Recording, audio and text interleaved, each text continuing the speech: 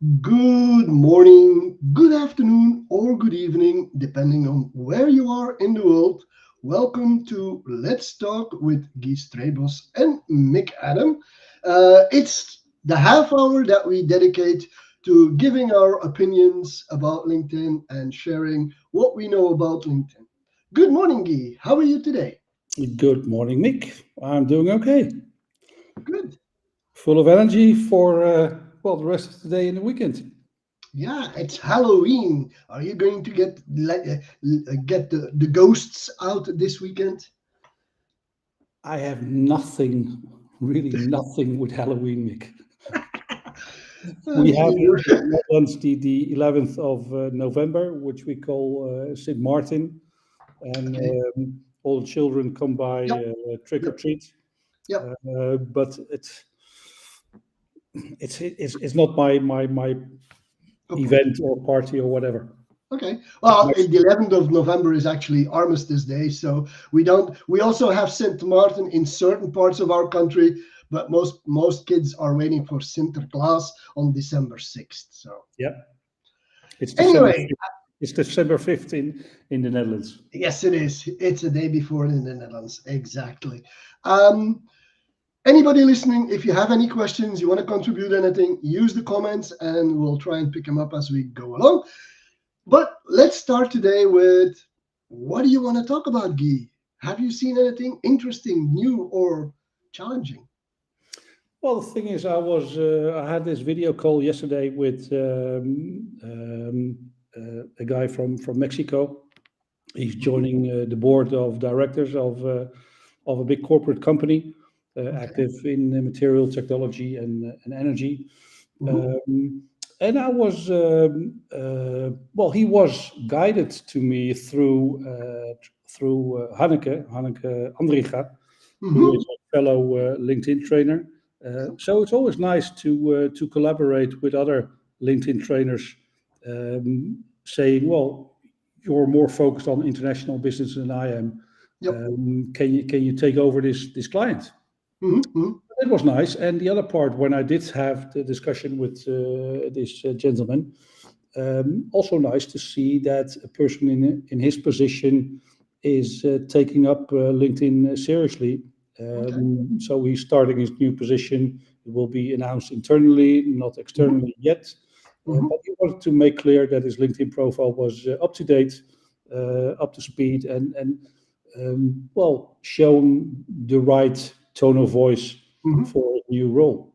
Yeah. So it's good to see people in C-suite positions being active on LinkedIn as well.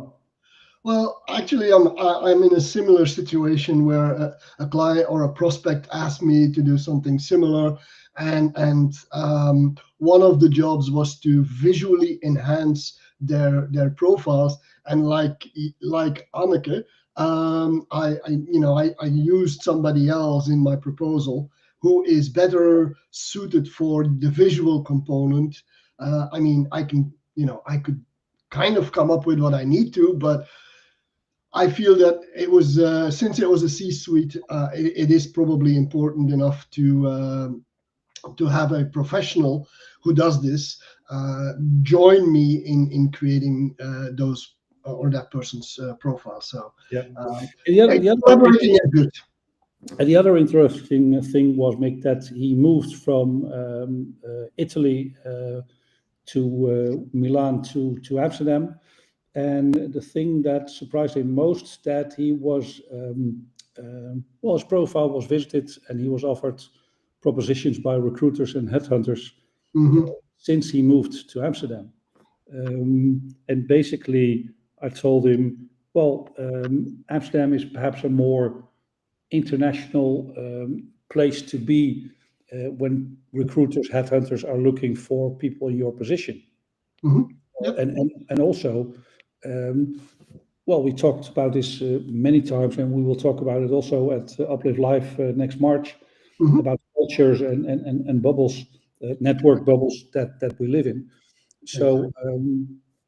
I I will get some experts like Tina Jarvit or AK from India, another headhunter recruiter working Hmm. globally to check his profile and to see whether we have some wordings or keywords or parts in Right. his profile that could be taken out. Okay. All right. So Makes sense. interesting to see how profiles are viewed, viewed also by recruiters, headhunters. Yeah, definitely. I think that is a good idea and a good suggestion. Yeah, and he didn't say anything about he's seeing different things on LinkedIn when he's moved to Holland and versus living in Italy. We didn't discuss that part, but probably Okay. he will. Okay. And yeah, All right, that makes a bit of sense. So talking about profiles, I think one of the underrated sections of a profile, and we emphasize it, but is the featured section. Any thoughts on what you really want to highlight in that featured section? Do you suggest clients to use, video? Do you suggest well, photos, posts? What do you think? it all depends on your role, your position within a company. If you are self-employed, if you are Mhm, part of a bigger company.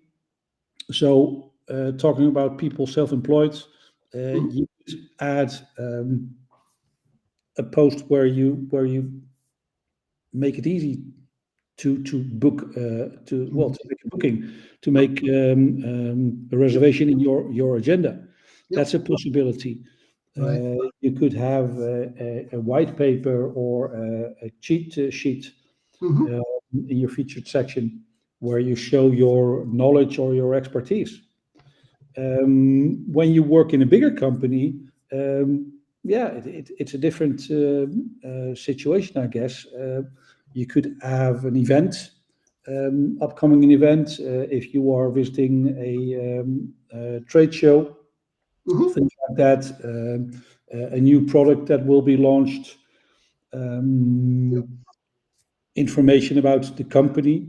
So it all depends on the situation. But for me, when I started with featured sections, I started with highlighting my posts, featuring my posts, so to speak, to get more traction, more engagement, so to speak. mhm, mhm, Mm, and then there's also the discussion: how many posts should you feature? Should you stick to three?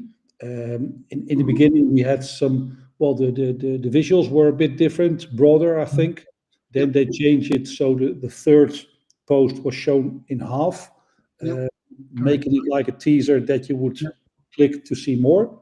yep, Um, but at this time, I have personally too many in my featured section.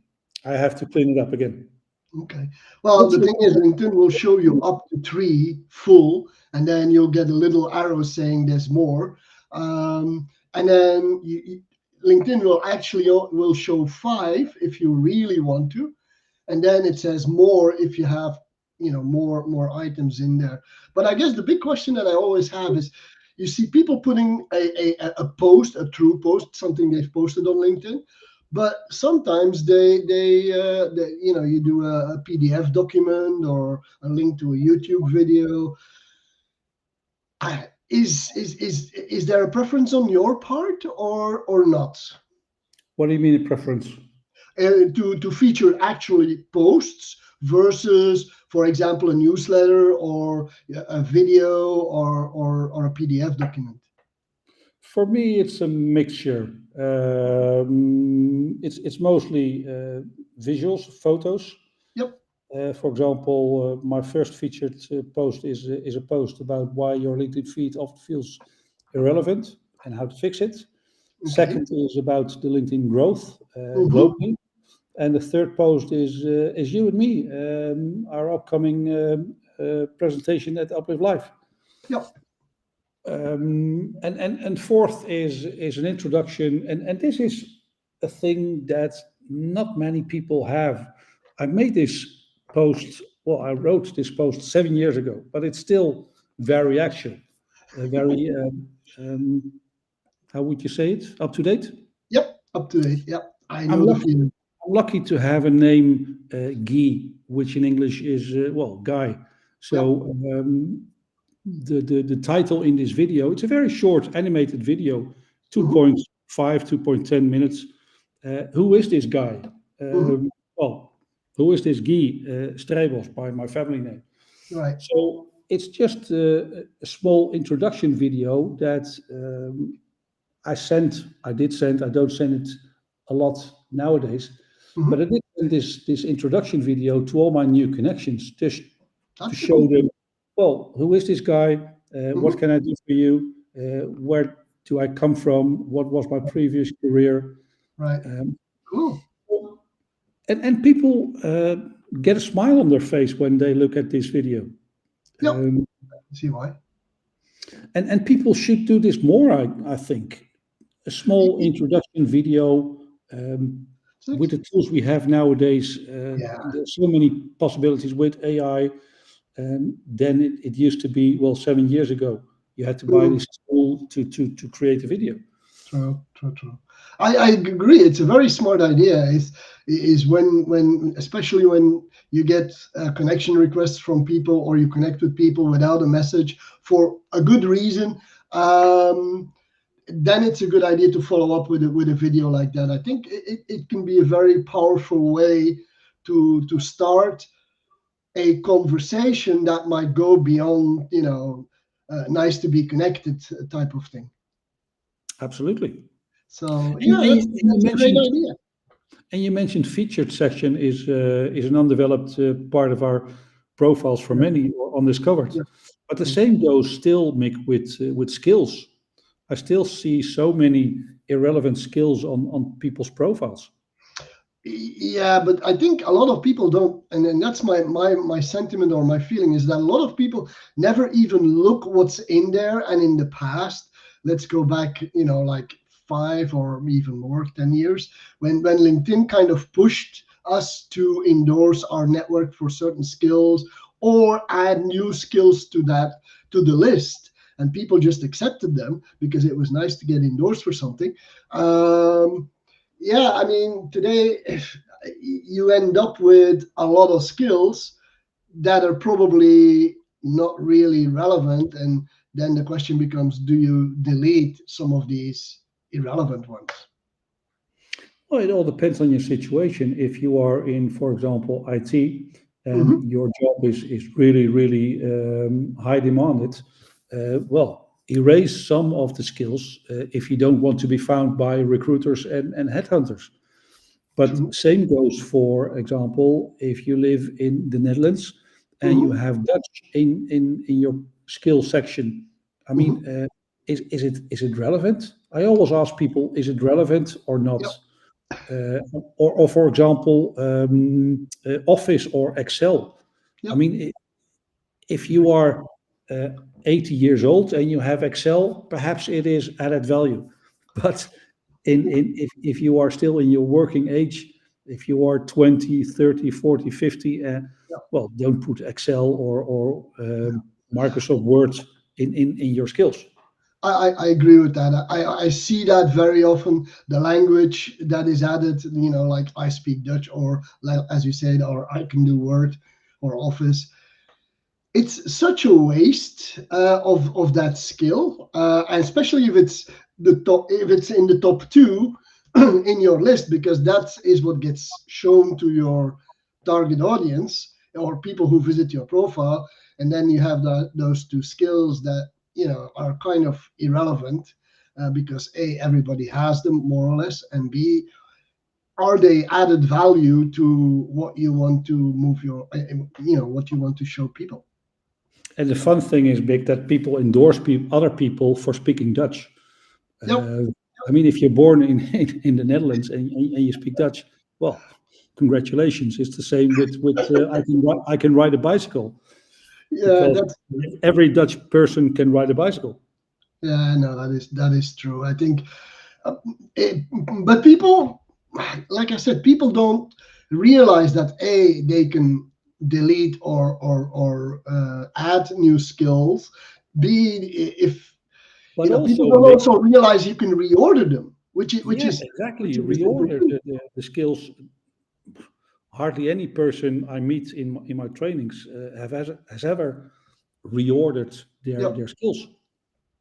No, exactly. I have the same experience. Is that people say, "Oh, yeah, I did that when a long time ago because LinkedIn asked me," and it's true in the past. Like I said, LinkedIn sent us a lot of nudge messages to endorse people. Today, it's kind of like a section that if you don't do anything with it, you know it's never touched. I mean, I rarely endorse people these days. I kind of forget. It's a good exercise to do, but we kind of forget. We kind of forget absolutely, and it might seem like a minor detail skills, but Yep, still, if you add up uh, all of the sections in your profile, true. it becomes a bigger thing for your visibility and exposure. Yep. And skills is definitely one of those elements that LinkedIn has on its radar to make you visible. Yeah, and also visible to recruiters, as I Yeah, yeah, mentioned. of course. So if you don't want to be found by recruiters, well, Remove the go skills. through the list. Yeah, the other section that kind of goes with skills is the recommendations, and I mean, very few people have recommendations or ask for recommendations. What's the value to you, Mick? I mean, we all have well, we both have a lot of recommendations, but still, to the well average LinkedIn user, if you can find an average LinkedIn user, but Mhm. what's the added value for having recommendations? The value is probably when you look at skills, it's the things that you've added most of the time yourself about yourself. While if somebody else writes you a recommendation, it's kind of like a referral or a true endorsement in the words of that person, which in the to quote my book subtitle, The Human Side of LinkedIn. Um, in all honesty, it's a person saying something about you, and I think that makes quite an impact if people ever get to that section. Indeed, if they ever get to that section.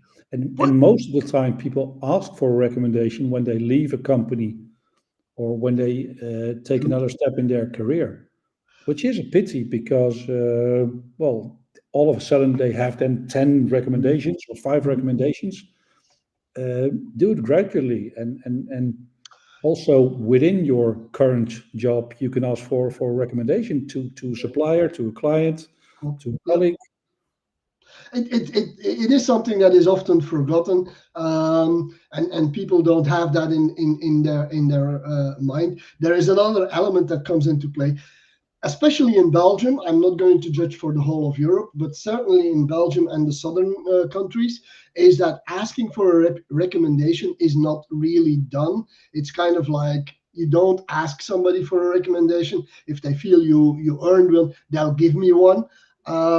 So it becomes a little more I don't agree. difficult I to don't ask. agree. I don't agree because the end result will be zero if you don't ask. And True. if you've done a proper job, the client is satisfied, Yep. and at the end of the project of collaboration, you can ask them, well, are you satisfied with all of the activities we Mhm. achieved together? Mhm. Um, Yep. Most of the time, the client will say, is there anything I can do for you? Exactly. That's a perfect moment to ask for a recommendation. That's Um, exactly my cue is when somebody says, if there's anything I can do for you, let me know. Then the answer is, why not write a recommendation for me on LinkedIn?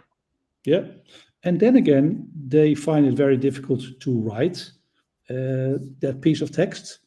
Um, well, in that case, you could say, well, I can send you some ideas. Correct. Yep. Well, pour over your own juice, as we say in the Netherlands. I'm not sure how it's mentioned in Yep. English, but make it your own. Yep. But many times they will copy the part that you've sent them and written, Yep. and it picks exactly the words that you would like them to use when Yep. sending you or writing you a recommendation. Yep. I do a lot of co-creation of recommendations. Whether I write one for somebody or whether I get one, I always offer them to give them some, keywords or some phrases or whatever, so that they already have something to start with. And the thing is, a lot of people don't know either, Mick, that before you publish the recommendation you received, you can well, sometimes you see a misspelling or a thing you would like to add. You can ask the person to rewrite the recommendation before publishing. True. And like I said, it's a work of collaboration. It doesn't have to come all from the person writing it. You can work with that person so that both of you are in sync. The other thing about the recommendation for the person writing is that it gives you visibility on the profile of somebody else. Absolutely. Have you ever? Well, it's like giving a compliment without being asked. Yeah, exactly. So it's kind of like an undercover secret weapon to get visibility. Yeah. The only thing I don't understand is why LinkedIn enables us to well, we can click a button and hide a recommendation. Yep. Why would you hide a recommendation? Well, well, the thing is, first of all, you have to accept it.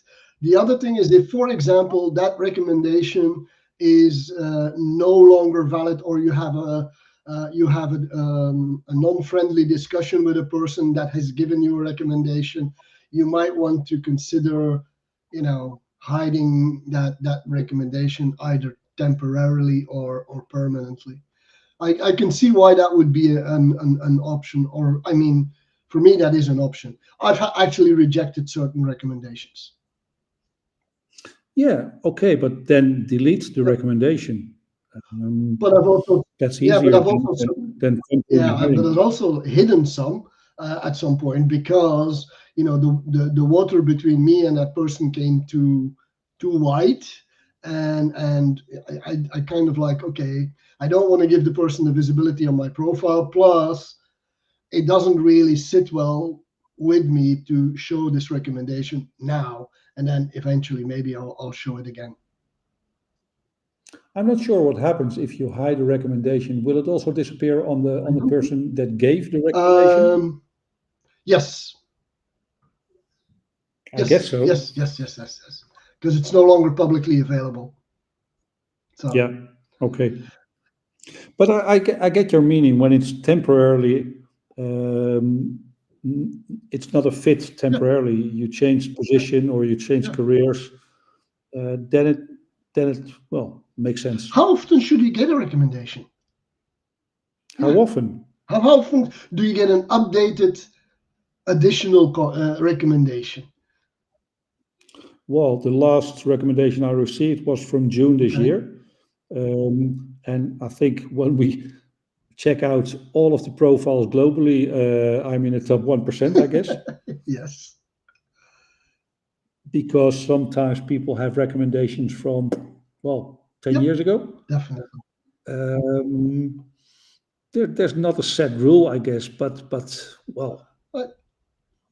a year old would be proper, I guess. I mean, I think if a recommendation is a year, 2 years old, that's still okay. But once you get to 3, 4, 5 years ago, especially if you change jobs in the meantime, I think it makes sense to have one that is also related to your current activity.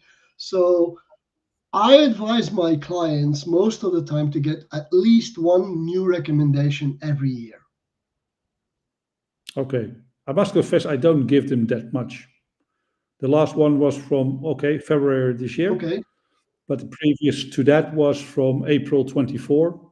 And the previous one to that one was October 2022. Yeah, I think mine are somewhat similar, and I need to pick up the pace again to give a number of people, if and when I feel like it, a recommendation in this sense.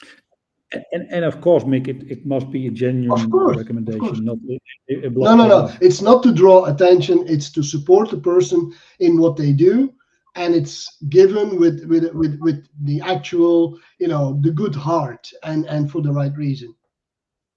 Yeah. I mean, otherwise, not a recommendation isn't a good idea. We're slowly edging towards the end of the half hour, but I have another topic which is a little more touchy. Is I saw the Dutch CEO of LinkedIn prominently with one of the people who won the elections, or at least that's what I gather, in Holland. Is this something you should, or what do you think about politics and LinkedIn? Should you? Perfect match. Same with religion. No, Mick. No, Mick. Those are two items I stay away from, especially on LinkedIn. But it was election day. It was a very it's still a very close call between very right and center left. So it will make a big change, I guess, in politics in the Netherlands. But talking about politics is it's a never-ending story. Everybody is entitled to their opinion. But when you're going to start about politics on social media, it's a never-ending story with yes, no, and all in between. So when a national director of LinkedIn congratulate the person that won the election, okay, fine by me. But if you go deeper into that, supporting that party, that's a no for me. Yeah, for me that's the same thing too. You can congratulate the winners of the election because they are the winners, so it makes food for a post as far as I'm concerned. But on the other hand, I mean, it also puts you on the map in terms of your political ideas, and I think that business-wise can work against you. Judge you on your professional expertise, not on your personal flavor or opinion. And of course, we are all humans, and the human side of LinkedIn was a hashtag I used many years ago already. So I think it's important because discussion was always there. Should it become personal or should it become business? And there's a thin line between those two. In Brazil, for instance, the LinkedIn usage of LinkedIn in Brazil is what we think is more Facebook. So it's a lot of family pictures, what they do in the weekends, outside of their work. So you get a very happy, likable feeling with the person. In Europe, it's a different case. I'm not the LinkedIn police. I'm not telling you what to do or what not to do. But I think you could make it personal, but not private. Yeah, I hear what you say. There's a thin line, of course, and I have a pet peeve with selfies or people who use selfies all the time. But again, it depends on where you draw that line. For instance, back in 2016, it's almost 10 years ago when my father died. I wrote an article about my father and the things I've learned from him. But and so I thought, okay, that's private, that's personal, but it also made me the person I am. So I think that's also a part of business or professionalism. But don't overdo it. Just as you mentioned, I saw in my feed a picture, and I didn't click on it, but I saw a picture of someone just getting married. Well, people are entitled to publish whatever they want, but it also creates a new bubble that people might get stuck in. Exactly, and I mean, like you said, it's not to us to play the LinkedIn police. People share what they think they need to share, and it's up to us as readers to actually decide whether we want to see that kind of stuff or not. We have some control over what we see, so we should exert that control in a good fashion for ourselves. Yeah. And I think going through your feed and saying yes, I want to see this and read, or X and say I don't want to read this, should be part of your daily routine on LinkedIn, as far as I'm concerned. I'm not sure, Mick. I don't think people will have or take the time to do that. I know. I understand that. I'm being very hopeful here. But when people tell me that their feed kind of sucks, then I say, well, you have some control, but you got to take it. You do have some control, Mick. Absolutely, and perhaps we can discuss this next Mhm. episode Right. about the people that talk about the 15 minutes a day LinkedIn or Yep. or Yep. 5 minutes a day or 10 minutes a day. So Mhm. there are a few people also in as LinkedIn trainers that Sure. have focused on a small period of time a day or a week Right. to control your activities on LinkedIn. Mhm. But if you are in a sales position, if you are in a financial Mhm. position as controller, or if you are in R&D, you have so many other things to work on. Right. And I don't think, well, I'm sure because I've trained a lot of Mhm. people in the past, 1.5 decades, Mhm. uh, that they don't use LinkedIn to the fullest, and they don't take the time for that.